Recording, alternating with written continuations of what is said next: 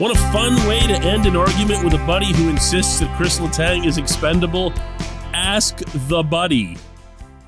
Who would take his place? Good morning to you.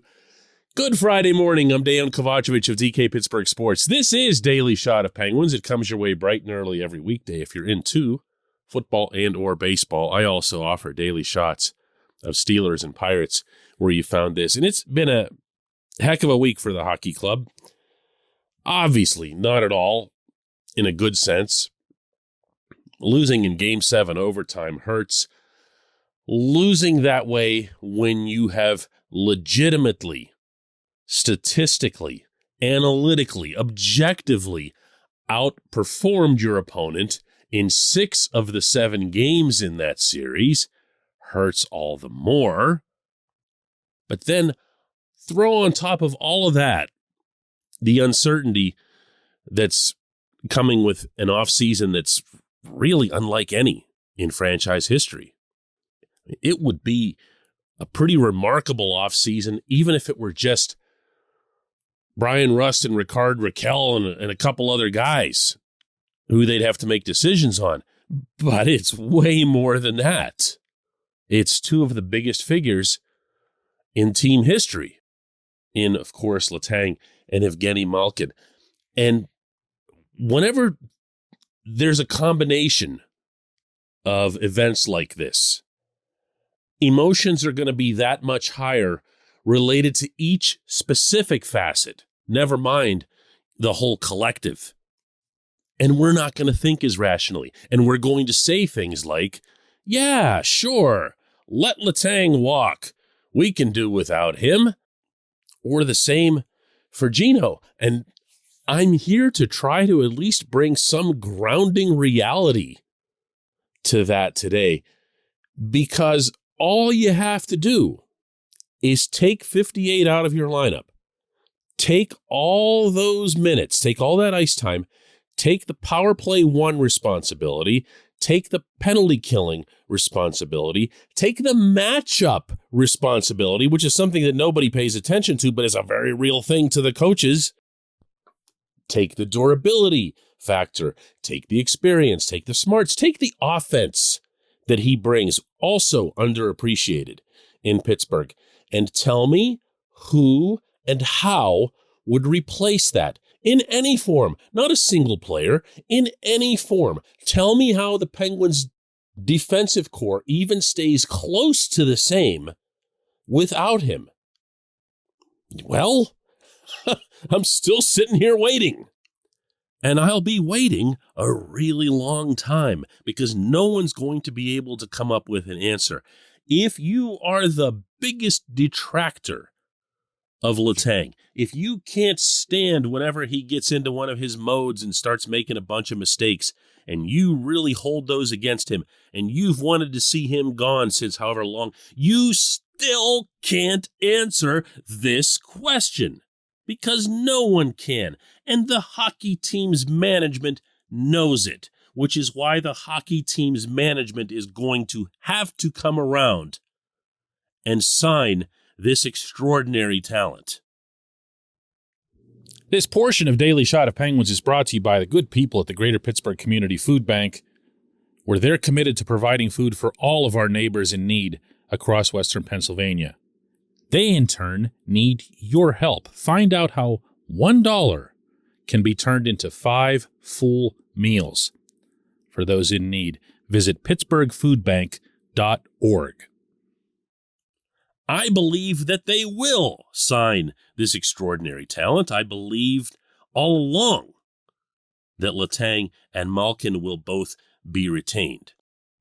Mostly because I know for a fact that both of them very much want to stay, to the extreme that when Letang was asked the other day if, regardless of what kind of offer he got from someone else, he would give the Penguins the opportunity to match, and he kind of snapped back, like not in a pleasant way, of course, like as if he was insulted by the notion that he wouldn't. Listen to this from Letang from that same session, getaway day, earlier this week in Cranberry, and tell me what you think as far as his desire to stay in Pittsburgh. I mean, I always signed an extension in the past, so it's not something I know what to expect, and it's always been the main goal is to stay here and play in Pittsburgh. So don't know what to expect, and I certainly try to help build something good here, and obviously want to keep it going. That's not interesting. That's not interesting. That does not make for a good debate. Does Letang really want to stay, or does he want to secretly go to Montreal and play for his old agent with the Canadiens? So the one thing you can suppose is that there would be a team, let's just stick with Montreal as long as we're on the subject, that would grossly overpay. Well, they won't, though, because Letang is going to be 36 years old, and that's probably at least 30 in Letang/human years. And you're just not going to see another team grossly overpay for someone at that age. This isn't a case like where you have some young superstar and you're willing to just pour out whatever because you know you're going to get the next 8-10 years out of them or something like that.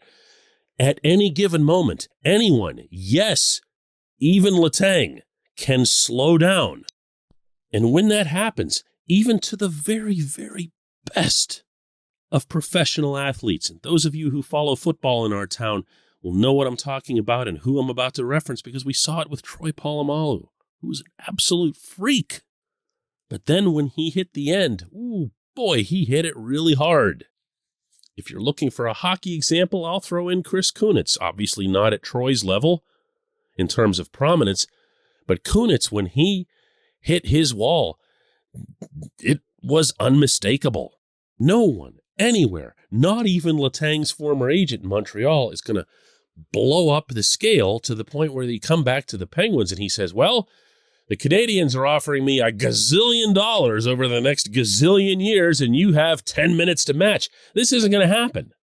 This isn't going to happen.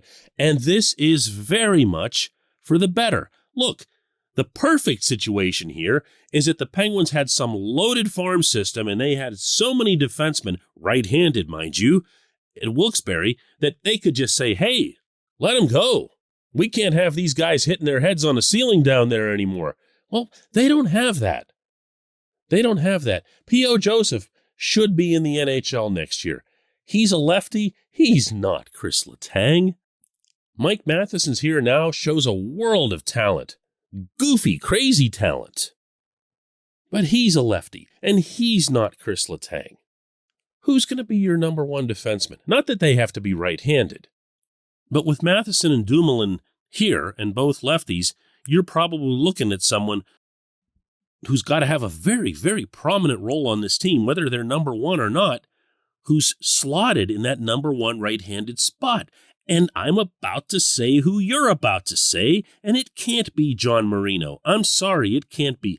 If he puts on like another 15 pounds and really makes himself more of a physical presence, in particular the way he was in his rookie year, engulfing attackers as they'd cross the Pittsburgh blue line, he looked like a poor man's Cale Makar, and that's not an insult. That's actually a really high compliment. And then, he just wasn't that. And for the most part, hasn't been that. You have no choice, if you're the Penguins, but to keep Letang. When we come back, just one question.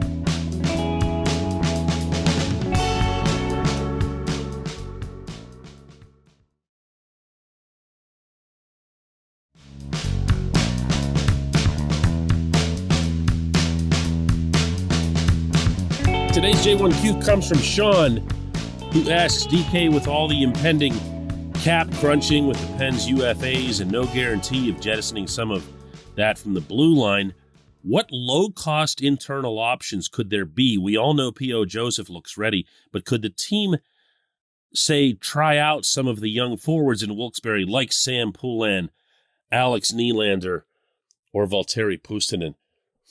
The first thing I want to do with your question here, Sean, is break off Puustinen into his own category. My feeling on Puustinen is that he needs to be in the NHL next season with this team regardless. Now, that doesn't mean carte blanche. If he goes back to Finland and just sits in saunas all summer long and gets overweight, he's obviously not worthy of the roster. But what I saw of Puustinen in training camp, what I saw of him in that one game that he played for the Penguins, was someone who would be a very good fit on a lot of fronts, not just for the Mike Sullivan system, but also for what this team needs, what it's missing. When we look at this past playoff, and this is one of the things I'm going to be examining over the long summer ahead, is that the Penguins created so much offense. I referenced it in the first segment where they dominated the Rangers. 5-on-5, this was a blowout. And 6 of the 7 games were that way. Nobody wants to hear this, but what really did the Penguins in, well, 2 things. 1, lousy goaltending. Hate to keep bringing it up, but it happens to be true. And the other is that they didn't finish. They didn't finish. And this has been going on for a while. And you can ask yourself, well, that seems kind of crazy because look at the talent that they have. That's one thing they should be doing. If you go back to the Penguins' great teams, you go back to their championship teams, they were always very high in shooting percentage because they had guys who could get the job done. Well, guess what? Those teams, at least the last couple, had Patrick Hornqvist on them and had other guys who weren't shy about going to the net and scoring playoff-type goals. If you think of some of the goals the Penguins scored in this series, you'll recall that a lot of them were like that. They don't do enough of that. When you watch Rickard Rakell, right off the bat, as soon as he showed up here, he started going to the net. Not because someone told him to, but because it felt natural.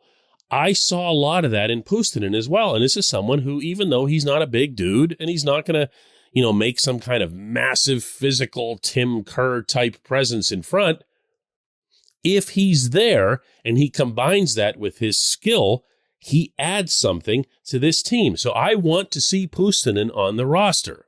So let's separate him from Poulin and Nylander, who's obviously a little bit in the older category, Nathan Legare, other players that are in Wilkes-Barre. Radim Zahorna is another one, still waiting for him to kind of take that next step, presuming it's coming. I find it absolutely mind-blowing that there's a 6'7" forward in the organization who doesn't get taught how to penalty kill, but that's maybe another subject for another day. The answers aren't there in any obvious form, to me, other than Puustinen. I know Poulin came along as the season went along.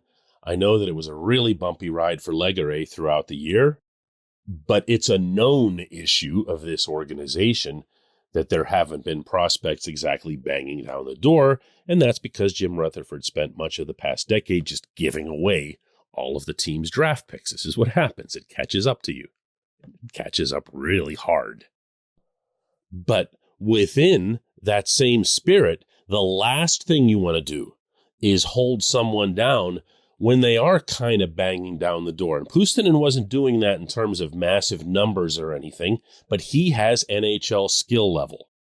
He has NHL level want to, and he provides something that you currently aren't getting from your third line, fourth line forwards. And if he fits in a role like that and you can teach him how to do things in the defensive zone, you've got yourself a potentially really nice solution, or at least someone to work into the depth, rather than, sitting around and just tolerating guys going through 20, 22, 24 game scoreless streaks, which happened to how many guys this year? Can't happen. You've got to be getting goals from all places, because when the playoffs come around, they can't all come from Jake Gensel and a couple other guys, or all those wonderful possession metrics go to waste. I appreciate the question. I appreciate everyone listening to Daily Shot of Penguins. We'll be back Monday with more.